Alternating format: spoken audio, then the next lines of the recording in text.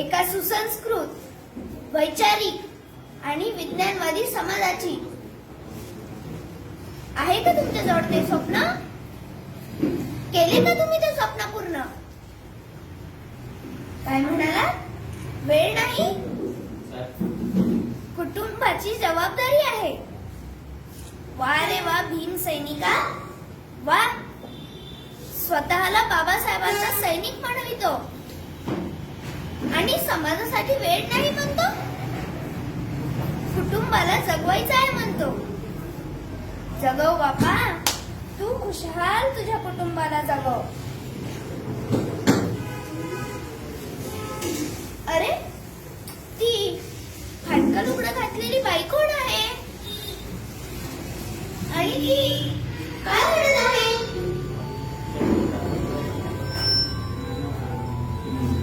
माई, कोण तुम्ही?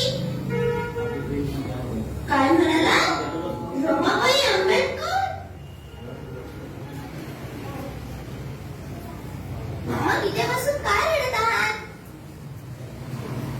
काय? मुलगा मेला? औषधीसाठी पैसे नव्हते म्हणून? मग बाबासाहेबांना सांगितलं नाही का? सांगितलं? मग ते काय म्हणाले? वा रे वा बाप, असा बाप जगात सापडेल का जो म्हणतो की मी एका रक्ताच्या मुलाची चिंता केली तर या माझ्या लाखो गरीब अज्ञानी मुलांची चिंता कोण करणार? मी एका मुलाच्या मरणाचे दुःख करीत थांबू शकत नाही.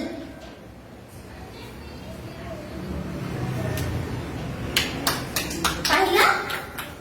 असा बाप पाहिला का तुम्ही? एका पाठोपाठ स्वतःचे पोरं मेली तरी समाजाची चिंता नाही सोडली. आणि तुम्ही वेळ नाही म्हणता, कुटुंबासाठी जगायचं आहे म्हणता. जगा बापा, कुटुंबासाठी जगा. ओ काका, दिसत नाही का? असे पागलासारखे कुठे धावतात? काय म्हणाला? सगळे लोक बाबासाहेबांच्या पुतळ्याकडे चालले? कशासाठी? बाबासाहेबांच्या पुतळ्याची विटंबना केली म्हणून? मग काय करणार आहात तुम्ही? तुम्ही दारू पिऊ ना? अरे, इकडे तुम्हाला एका जागेवर जाऊन उभं राहता येत नाही आणि म्हणे मोर्चा काढणार, बंद पुकारणार. अरे, तुम्ही बाबासाहेबांचे पुतळे बांधून मोकळे झालात. फक्त 14 एप्रिल आणि 6 डिसेंबर सोडली तर इतर दिवशी येते आठवण त्या पुतळ्यांची. त्या पुतळ्यांकडे लक्ष द्यायचे नव्हते तर कशाला उभारले त्यांना? विटंबना करणाऱ्यांना प्रोत्साहन द्यायलाच ना. त्याचे काहीच वाटत नाही ना तुम्हाला? इतरांना दोष कशाला देता? तुम्हीच आहात खरे बाबासाहेबांची विटंबना करणारे. हो हो, तुम्हीच करता रोज बाबासाहेबांची विटंबना.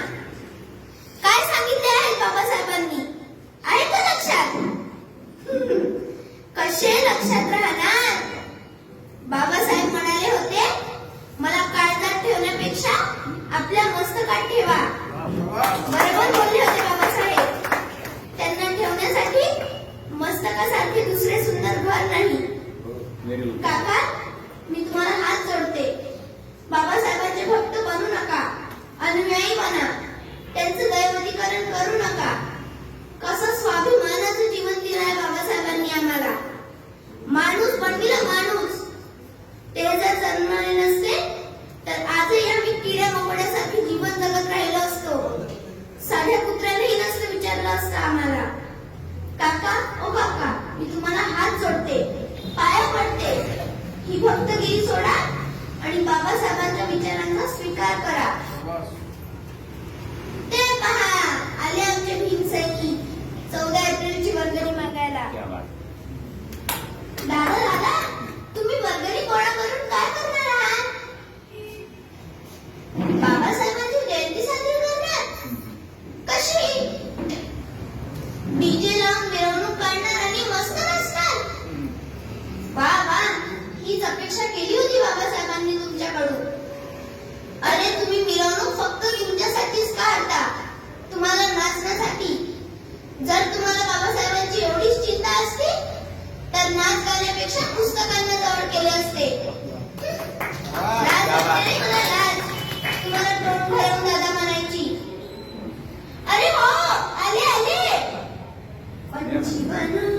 मस्त बदल में आज मैं आजाद हूँ दुनिया के चमन.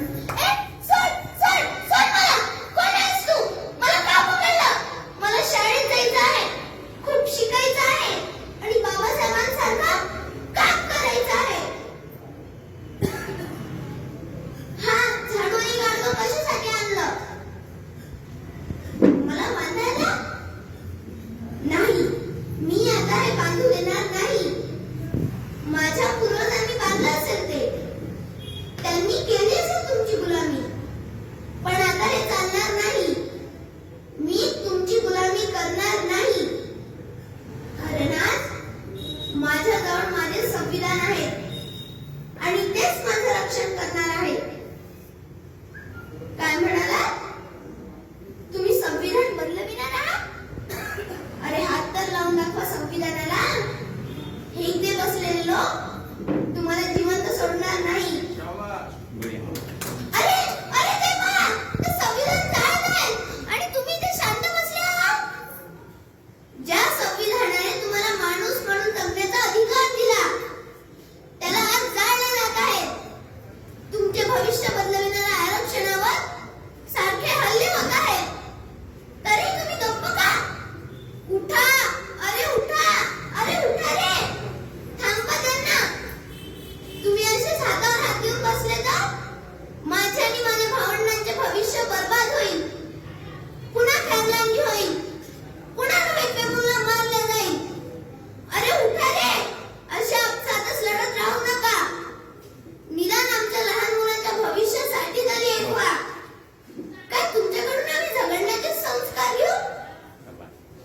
अरे हो, संस्कारावरून आठवले, मला बिहारात जायचं आहे. चलता का तुम्ही बिहारात? मी तर जाणारच.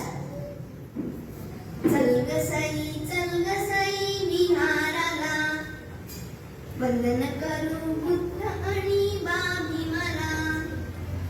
चल ग सई विहाराला, वंदन करू बुद्ध आणि भीमाला.